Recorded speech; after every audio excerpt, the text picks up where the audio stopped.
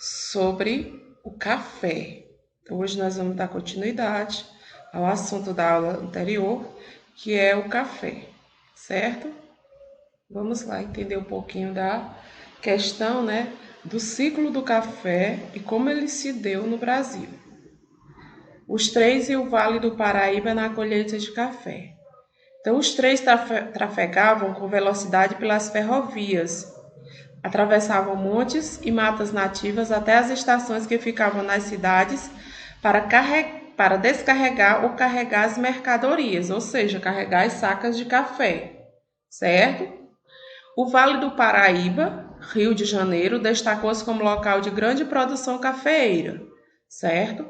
Mas não foi só o Vale do Paraíba. Em 1870, as fazendas foram concentradas em São Paulo, no oeste paulista, certo? E assim ligavam as regiões à formação e transformação de muitas vilas e cidades. Ou seja, onde as ferrovias elas iam passando, certo? Elas iam cortando as regiões e formavam as vilas e posterior as cidades, está certo? Continuando.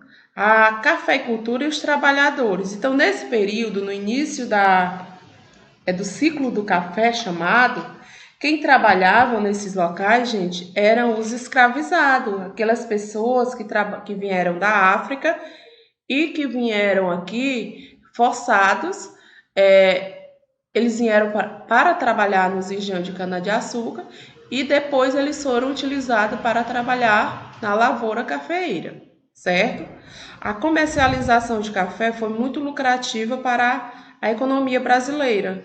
Havia grandes propriedades produtoras de café. Essas fazendas contavam com centenas de trabalhadores e também com um sistema de transporte específico para o carregamento e distribuição dessa mercadoria, certo? Então, essa mercadoria era colocada, nos trens e depois eram transportadas até os portos e assim eles faziam o percurso para os países da Europa onde eram vendidos, certo? Trabalhadores na cafeicultura. Então, os trabalhadores, ou seja, a mão de obra utilizada nas fazendas de café era composta de escravizados. Os escravizados eram das etnias iorubás, Jeje, Malis e Bantus e foram forçados a migrar para o Brasil, sendo transportados em navios em condições péssimas, certo? E eles atravessaram o Oceano Atlântico, ok? Então, depois a gente vai estudar um pouquinho mais a questão da cultura africana e todo como aconteceu essas condições, do transporte dos africanos para o Brasil pelo Oceano Atlântico, certo? Que é o oceano que banha o nosso país, que é o Brasil, certo? Os escravizados, No Brasil, o trabalho forçado de escravizados já existiam nos engenhos de cana-de-açúcar, como a gente já estudou, e na extração de ouro. Lembram no ciclo do ouro? Tempos depois, o trabalho de africanos também foi explorado no cultivo de café. Nas fazendas de café, esses trabalhadores realizavam diversas funções, tanto na lavoura, na colheita do café, quanto na casa dos proprietários de terra, ou seja, eles eram utilizados como trabalhadores domésticos, certo? Então, trabalhavam 15 horas por dia, sendo vigiados por capatazes. Muitos escravizados se revoltavam e fugiam das propriedades rurais. Então, quando eles fugiam, eles iam para um local chamado quilombo, certo? Que era um aldeamento que eles se refugiavam. Inclusive, o mais famoso é o Palmares, certo? Que a gente vai estudar ainda um pouquinho sobre essa questão. E assim, quando os capatazes, que era a pessoa que ficava vigiando, eles conseguiam capturar, eles eram castigados severamente. Eles apanhavam, eles eram chicoteados, certo? Eles eram colocados no tronco, eram amarrados, acorrentados, ficavam sem beber, sem comer por alguns dias. Então, isso era o castigo que eles davam aos escravizados que desobedeciam a ordem deles, certo?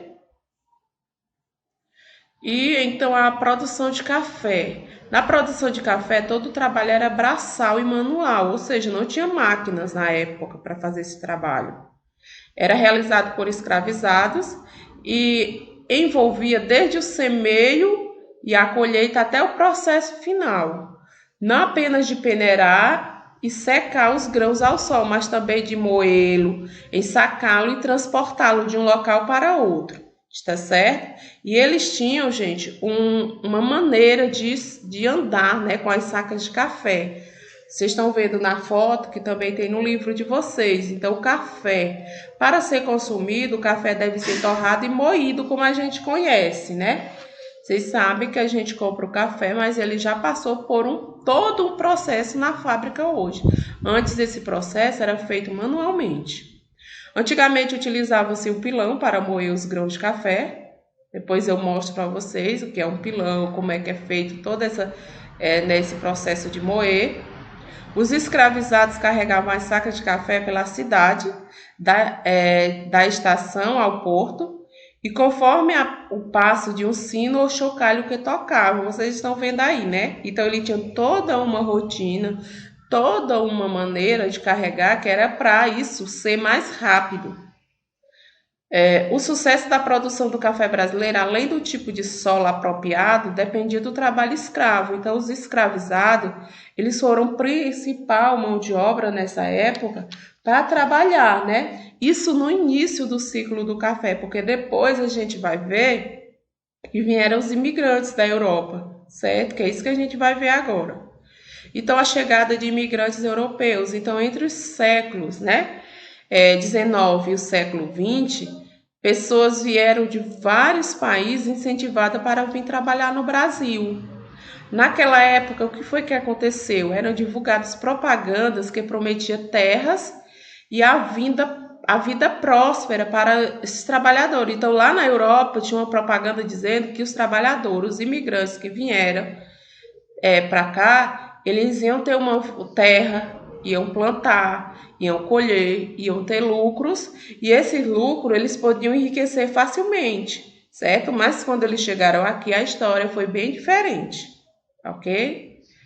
Então, assim, razão de os imigrantes virem para o Brasil. Qual foi a razão? Então, assim, aqui tinha poucas pessoas, o nosso território precisava ser povoado, né, para crescer e se desenvolver. Então, o primeiro aspecto foi para o crescimento populacional. Segundo, eles estavam desempregados. Então, eles precisavam de emprego. Então, segundo aspecto foi o desemprego. Terceiro, foi o conflito interno lá na Europa. Estava havendo guerras, tinha pobreza, tinha doenças. Então, eles precisavam de um local, né, que não tivesse tantos conflitos, certo? Na época, para eles viverem melhor. Então, eles vieram em condições que eles iam ter uma vida melhor, ok? Então, isso foi o quê? A conflitos internos e a pobreza. Então, tinham as pessoas, né, que viviam na Europa, que viviam em extrema pobreza, que vieram para o Brasil. Né? A princípio vieram o quê? Os italianos, os ucranianos e os poloneses. Logo após vieram outros. Por isso que eu coloquei aí entre outros. Então, depois, muitos tinham intenção, né, de voltar para o país de origem. Eles iam voltar como ricos e outros queriam conquistar melhores condições de vida para as suas famílias. Então, tudo isso foi colocado quando fizeram a propaganda lá na Europa. E quando eles chegaram aqui, a história foi essa, que a gente vai ver logo a seguir. Houve o que na época? Houve o fim da escravidão no Brasil, porque estava passando por um processo, né, de que as pessoas, né, tinham que ser libertadas, embora alguns escravos ainda tenham ficado nas fazendas, mas houve essa questão. Aumentou-se o número de propagandas incentivando a vinda de mão de obra da Europa. A viagem, pessoal, como era que eles faziam esse trajeto, os europeus? Eles vinham e a viagem, a princípio, era paga pelos fazendeiros, porque eles vinham, né? Quando chegavam aqui, eles tinham que pagar a passagem, as acomodações, ou seja, onde eles ficavam, eles tinham que pagar roupas e alimentação. Ou seja, a propaganda lá era bonita, mas quando chegaram aqui foi outra história. Então, eles tinham que pagar tudo. Certo? A acomodação, gente, é o local que eles ficam, ou seja, a moradia, está certo? Então, eles tinham que pagar tudo. Nesse meio trajeto, né, de cobrança e pagamento, eles ficaram aqui e o que eles trabalhavam, eles iam pagando todas essas coisas aqui que eu acabei falando para vocês. Tá? Então, não tinham como eles enriquecer e voltar para o seu país rico. Muitos deles, eles ficaram aqui, tiveram que trabalhar, certo? Alguns foram trabalhando quase como os escravos. Então, essas foram as condições que os imigrantes, né, eles viram, chegaram e encontraram aqui no Brasil. Embora alguns tiveram, né, outras histórias, outros procedimentos. Teve gente que, né, se deu bem depois, conseguiu realmente, né, ter condições melhores, mas foi bem depois dessa situação. Cultura dos imigrantes. Ao migrar, as pessoas levam consigo sua cultura, modo de falar e viver. Foi o que ocorreu com muitos imigrantes que chegaram ao Brasil. Então, a cultura dos índios, ela foi misturada com a cultura, né, dos europeus, que até hoje nós temos a dança, certo? A comida dos europeus e a fala, né? Ela foi introduzida junto com a nossa, né, o português. Ele foi introduzido com a nossa cultura, a cultura dos italianos, dos ucranianos, dos poloneses e de outras pessoas, elas foram colocadas junto com a nossa, elas foram misturadas, né? Que é o que nós falamos já da miscigenação, certo? E também nós herdamos um pouco da arquitetura. É uma das expressões, né, da cultura dos imigrantes, pois demonstram como construíam suas moradias de acordo com o que conheciam no local de origem, certo? Então, assim, eles viviam lá de uma maneira, quando eles chegaram aqui, que eles começaram a se erguer, eles já foram colocando as suas características na nossa cultura, na arquitetura. Então, vocês estão vendo aí só um pouquinho, né, de como foi, mas nós temos belíssimas construções no Brasil que foram construídas por esses povos. Inclusive, lá no livro de vocês, na página 17, também está falando um pouquinho sobre isso.